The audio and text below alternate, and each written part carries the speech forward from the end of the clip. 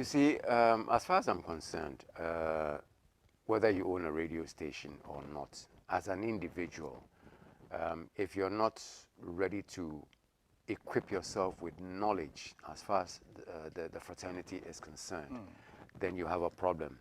Yes, we all have our political affiliations. We all have our parties that we support. Unfortunately, I'm not, should I say, when it comes to being on air, either radio or television, a political person. Okay, I would rather keep my political affiliations to myself, Yeah. because there's always a tendency of, if you support this political party or you support this, you're either blacklisted or you're favored in terms of that.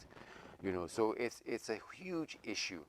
Unfortunately, some owners of radio stations or TV stations who are politicians tend to use that as a tool to manipulate those who are on the air. Radio and television is neutral. It's just like commentary. Excuse me. I'll give an example of maybe football commentary. There are times when you're listening to a commentator on air and you're able to tell which football team he or she supports, in terms of enthusiasm when it comes to maybe scoring a goal or something. But if you watch the Premier League, it's very difficult for you to tell which side the commentator belongs to, in that the same kind of enthusiasm he might show for maybe Manchester United is the same kind of enthusiasm he will show Leeds United if they were both to score goals.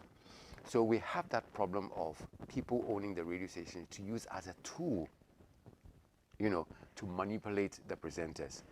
I dare not say that, some presenters receive huge sums of money from politicians. That I do not have proof of. But of course, that is an allegation. To some extent, they might say there's no smoke without fire. So these are areas that we need to look at. And again, I'm saying that one day I hope it'll change, because if you're just looking at putting up a radio station to use as a tool to manipulate people, then your manipulative tendencies are much higher, because it's like owning a gun. You either pull the trigger or you put the gun somewhere else.